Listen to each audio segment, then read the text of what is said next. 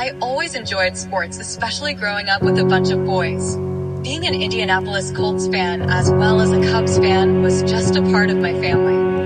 I always enjoyed football the most, but soccer was also a sport I really enjoyed, which I played from 4th to 8th grade. I was number 11. I played goalie part of the time, as well as a forward and wing position player.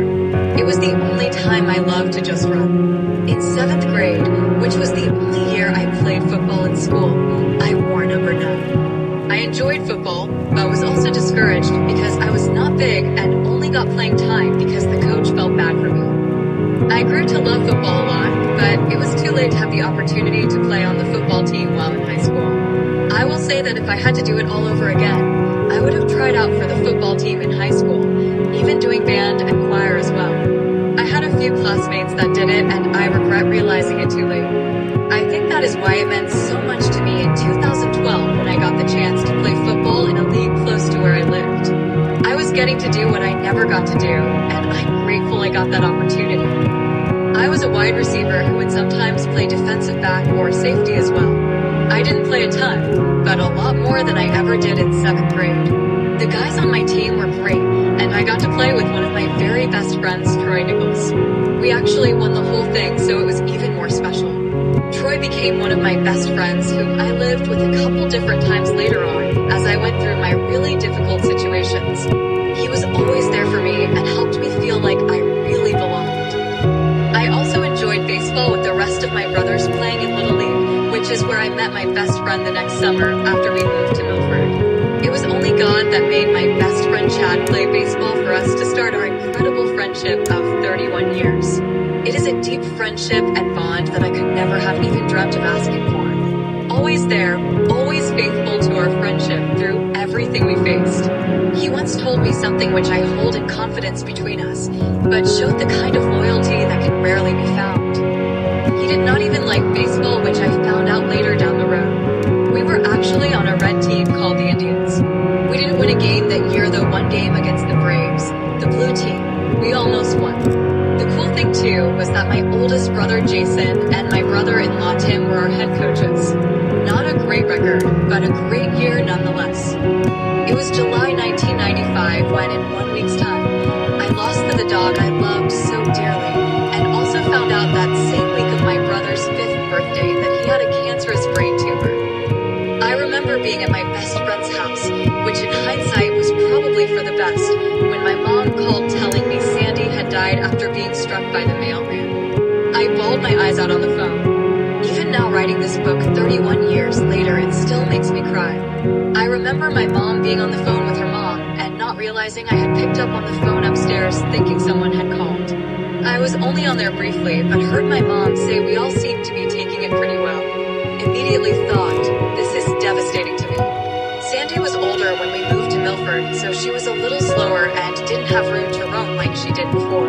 She crossed in front of a mail truck and then turned around, and it was too late. I'm not proud of this, but in the moment when it happened in a couple of my siblings, and I put down nails by our mailbox because of what happened to our dog and how the driver didn't really seem sorry at all. It was a stupid thing to do, and thankfully we got caught before it ever happened. I was just really sad to lose her and mad that he didn't seem to care at all.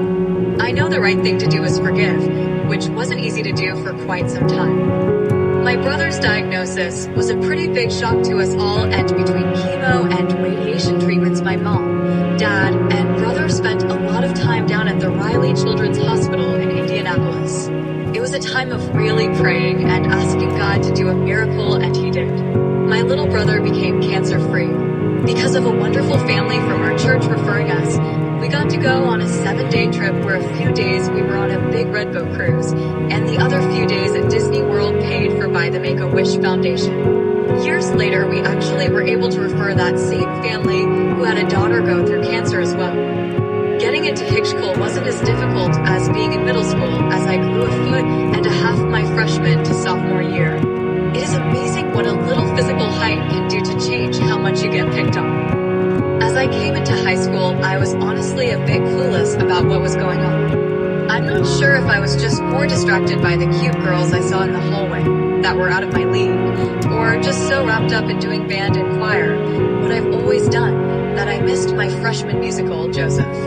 Funny how looking back there's been so many similarities in my life to the story of Joseph, as well as David has always resonated the most with me. Well, let me tell you, that created a life of its own, which in hindsight I wouldn't have traded for anything. Her name was Mrs. Moss, the high school drama instructor while I went through high school. The first time I really started getting to know her was my sophomore year when I needed to retake some of the English course from my freshman year. I remember her giving our assignment to the class one day and out of the blue looking straight at me and saying, "I've got a bone to pick with you." I'm thinking, oh, what did I do wrong? I went back to talk to her back at her desk, and she proceeded to ask why I wasn't in Joseph my freshman year. She told me she had heard from my choir teacher that I could sing. I was like, I'm guessing I didn't even know anything about it last year. She smiled and said something like, "Well, I'm not going to let you do that this year. We have tryouts coming soon, and I want you there." Mrs. Moss, like Mr. Clark, whom you'll hear about later on, was a one-of-a-kind person who didn't just see me as a placeholder, but took the time and energy to pull more out of me than I could have ever imagined. Her belief in me was surreal, and to this day, I'm incredibly grateful to her for that. My sophomore year, I tried out for the musical and got to be a bottle dancer for a Fiddler on the Roof show.